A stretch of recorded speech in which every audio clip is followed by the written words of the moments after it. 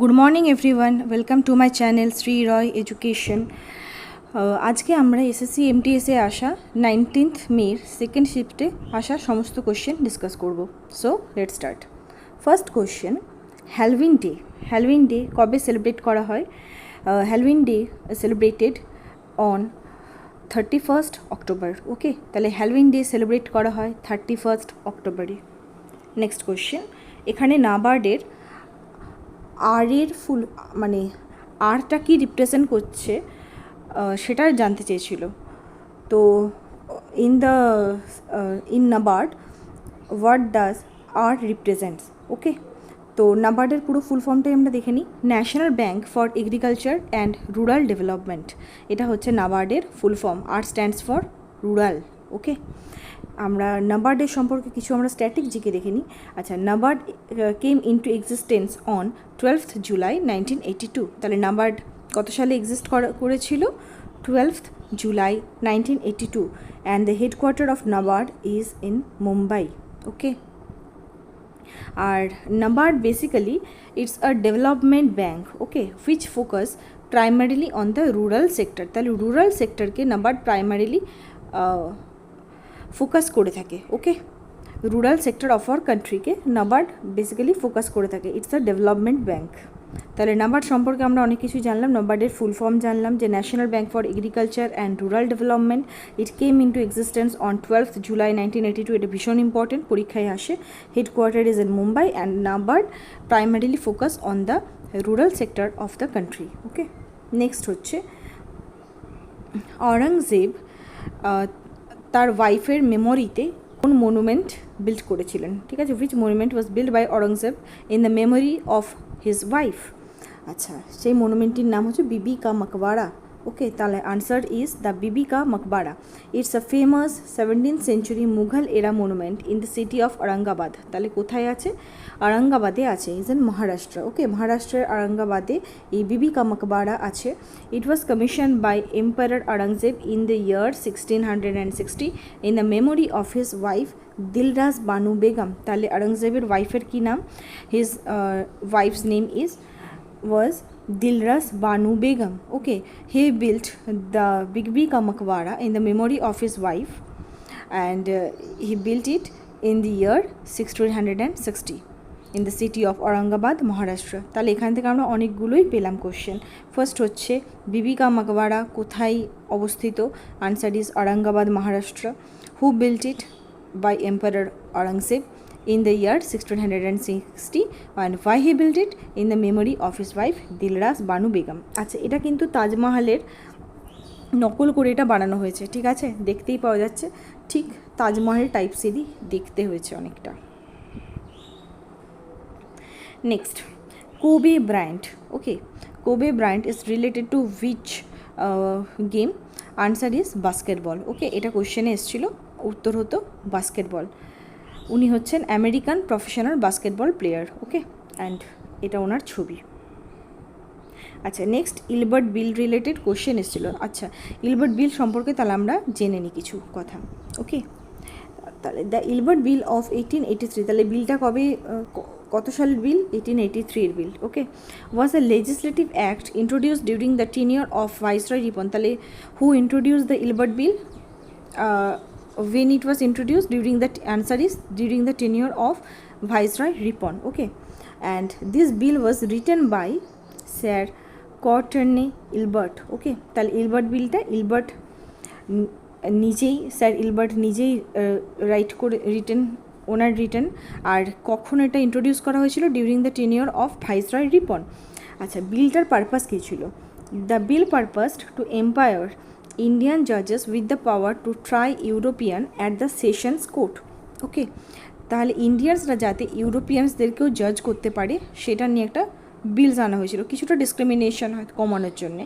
যেখানে ইন্ডিয়ান জাজেস and the magistrates have the right to prosecute British offenders in criminal cases at the district level. যেখানে Indian জাজ বা ম্যাজিস্ট্রেটদের right দেওয়া হয়েছিল যাতে তারা ব্রিটিশ যারা অফেন্ডার্স আছে তাদেরকে প্রসিকিউট করতে পারে ইন ক্রিমিনাল কেস ডিস্ট্রিক্ট লেভেলে। ওকে, কিন্তু পরবর্তীকালে এই বিলটা নিয়ে অনেক কী বলবো, অনেক রেজিস্ট্যান্স হয়েছিল, পরে ঝামেলা হয়েছিল। The introduction of the bill was received with intense resistance in both Britain and India because European expatriates in India regarded it as an offence. Okay, পরবর্তীকালে এই বিলটাকে নিয়ে অনেক ঝামেলা হয়েছিল, অনেক রেজিস্ট্যান্স হয়েছিল। তাহলে এখান থেকে কিছু কোশ্চেন, এখান থেকে যেটা এসেছিল পরীক্ষাতে, সেটা হচ্ছে পারপাসটা কী ছিল, এই পারপাসটা রিলেটেড এইবারে কোশ্চেনটা এসেছিলো। কিন্তু এখান থেকে আরও অনেক কিছু দেখে নিলাম আমরা, কখন এটাকে ইন্ট্রোডিউস করা হয়েছিল, কত সালের বিল এটা, ঠিক আছে, এগুলো আমরা দেখে নিলাম ইলবার্ট বিল সম্পর্কে। নেক্সট আমরা পড়বো Gandhi Sagar dam. Gandhi Sagar dam, where it is located? It is located in Madhya Pradesh, Neemuch district, basically Mandsaur and Nimach district of Madhya Pradesh. On which river? Answer is Chambal river. তাহলে কোশ্চেনটা যেটা এসেছিল, on which river Gandhi Sagar Dam is located? Answer is Chambal river. ওকে, আর যদি district জিজ্ঞেস করে তাহলে হবে কি Mandsaur and Neemuch district of Madhya Pradesh, এখানে আছে Gandhi Sagar dam. Next, who discover cell? সেলকে ডিসকভার করেছিলেন? Answer his Robert Hooke. Okay, আচ্ছা, এখানে আমরা কিছু পড়ে দেখে নিই। In 1665, Robert Hooke published Micrographia, a book filled with drawings and descriptions of the organisms he viewed under the recently invented microscope. He invented microscope under which he viewed some drawings and the descriptions and some organisms. Okay, and he wrote a book named Micrographia. Okay, in the year 1665, যেখানে উনি describe করেছিলেন কিছু cells নিয়ে। Okay, the invention of the microscope led to the discovery of cell by Hooke. তাহলে মাইক্রোস্কোপটা invention হওয়ার পরেই উনি ডিসকভার করেছিলেন এই সেলটিকে। ওকে, সেলগুলোকে, অর্গানিজমসকে যখন মাইক্রোস্কোপের আন্ডারে ফেলেছিলেন তখন উনি ডিসকভার করেছিলেন সেলস। কত সালে? In the year 1665। আচ্ছা, ডু অর ডাই, এটা একটা বিখ্যাত slogan. This slogan is associated with Mahatma Gandhi. তাই স্লোগানটা কে দিয়েছিলেন? Mahatma Gandhiji. It is marked as the beginning of the quit India movement. আচ্ছা, যেটা এমটিএসে কোশ্চেন এসছে যে এই স্লোগানটা কোন মুভমেন্টের সঙ্গে জড়িত, ঠিক আছে, in which movement do or die slogan is related? Answer is quit India movement. Okay, কিন্তু এছাড়াও আমরা কিছু এক্সট্রা জেনে নেব, সেটা হচ্ছে এই স্লোগানটা কে দিয়েছিলেন? মহাত্মা গান্ধীজি দিয়েছিলেন। কোন সময় দিয়েছিলেন? During the quit India movement. This quit India movement also known as August movement or the August Kranti movement. Okay, তাহলে কুইট ইন্ডিয়া মুভমেন্টকে আরেকটা কী নামে আমরা চিনি? অগস্ট মুভমেন্ট অথবা হচ্ছে অগস্ট ক্রান্তি মুভমেন্ট। আচ্ছা, এই কুইট ইন্ডিয়া মুভমেন্ট কত সালে বিজ্ঞান হয়েছিল? On 8th August 1942। তাহলে 8th August 1942 সালে কুইট ইন্ডিয়া মুভমেন্ট হয়েছিল। সেখানে বিখ্যাত স্লোগান হচ্ছে ডু অর ডাই, যেটা কে দিয়েছিলেন? Mahatma Gandhiji. Next, who was the nawab of Bengal after Alivardi Khan? তাহলে আলিবর্দি খানের পর কে নবাব হয়েছিলেন আমাদের বেঙ্গলের? Answer is nawab Sirajuddaulah. তাহলে এনার সম্পর্কে আমরা কিছুটা জেনে নিই। Sirajuddaulah became the nawab of Bengal after the death of Alivardi Khan. Alivardi খানের মৃত্যুর পর সিরাজউদ্দৌলা বাংলার নবাব হয়েছিলেন। কত সাল সেটা? In the year 1756। ওকে, আচ্ছা, Sirajuddaulah was the last self governing Nawab of Bengal. ইনি কিন্তু শেষ যিনি নিজে রাজত্ব করেছিলেন, নিজে গভর্নিং করেছিলেন। ওকে, আচ্ছা, ফার্স্ট নবাব অফ বেঙ্গল কে ছিলেন? মুর্শিদ কুলি খান।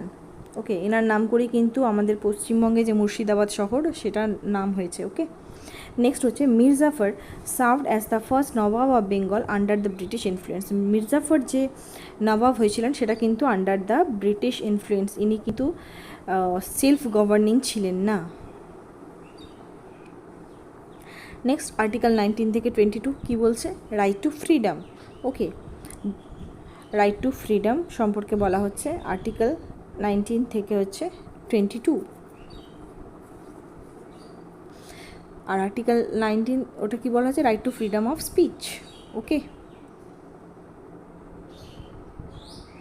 নেক্সট হচ্ছেন ব্রিজভূষণ কাবরা। এই ছবিটা আমি অ্যাটাচ করে দিয়েছি। ইনি হচ্ছেন ব্রিজভূষণ কাবরা। ইনিকে হি ওয়াজ অ্যান ইন্ডিয়ান মিউজিশিয়ান। উনি কী বাজাতেন? গিটার। ওকে, উনি একজন গিটার বাদক। তাহলে Brijbhushan Kabra is related to which musical instrument? Answer is guitar.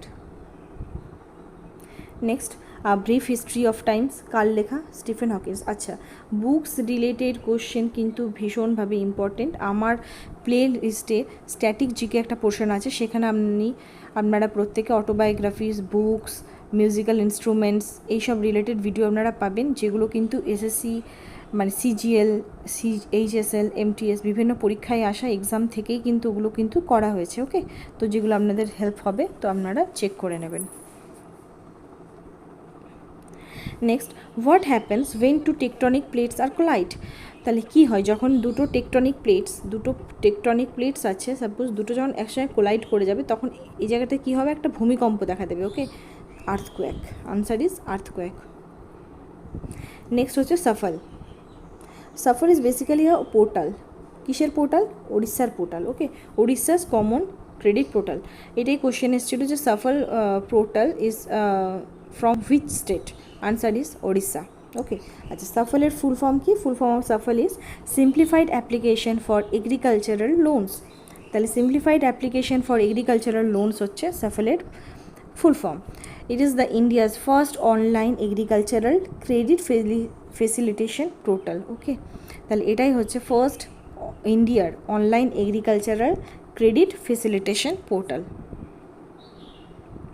And এটা বেসিক্যালি কী করছে? It simplify the loan application process benefiting both the banks and the farmers. তাহলে বোথ ব্যাঙ্ক আর ফার্মার্স দুজনকেই সমানভাবে বেনিফিট করছে। ওকে, কারণ লোন অ্যাপ্লিকেশন যেটা আছে সেটাকে খুব সিম্পলিফাই করে দিয়েছে সাফল পোর্টাল। তাহলে সাফলের ফুল ফর্মটা কিন্তু ভীষণভাবে ইম্পর্টেন্ট। সেটা কি না? Simplified application for agricultural loans. এটা বেসিক্যালি হচ্ছে ওড়িশার পোর্টাল। আচ্ছা, ওড়িশার সিএম এর নাম কি? এটা একটু কমেন্ট সেকশানে জানাবেন। ওকে, নেক্সট যেটা কোশ্চেন এসেছিলো, তাহলে সেটা হচ্ছে যে what was the minimum age required for a governor? Governor হতে গেলে মিনিমাম এজ কত লাগে? তাহলে গভর্নর হওয়ার জন্য কিছু কন্ডিশনস আছে, ঠিক আছে? সেই কন্ডিশনসগুলো কী কী সেটা আমরা দেখে নেব। First of all, he must be a citizen of India. ওনাকে ভারতের নাগরিকত্ব থাকতে হবে, সিটিজেন হতে হবে। Must be 35 years of age at the minimum. তাহলে মিনিমাম এজ কত হতে হবে? 35 ইয়ার্স অফ এজ। এটাই কোশ্চেনে এসেছিলো। Okay, next, not be a member of state legislature. কোনো স্টেট লেজিসলেচারের মেম্বার হওয়া চলবে না। Not hold any other office of profit. কোনো অফিস অফ প্রফিট মানে আদার্স কোনো অফিস অফ প্রফিট সেই পজিশন হোল্ড করা চলবে না, তাহলেই উনি একমাত্র গভর্নর হওয়ার জন্য এলিজেবল। তাহলে যেটা কোশ্চেন এসেছিলো, what was the minimum age? Answer is 35।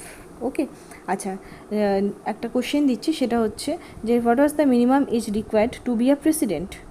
Okay, president and the chief minister, এই দুটো কমেন্ট সেকশানে আপনারা অবশ্যই জানাবেন। এগুলো লিখলে আপনাদের রিভিশনও হবে, মনেও থাকবে। ওকে,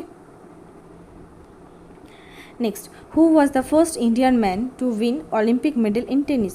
তাহলে প্রথম ভারতীয় যিনি অলিম্পিক মেডেল জিতেছিলেন টেনিসে, তার নাম কি? লিয়েন্ডার পিস।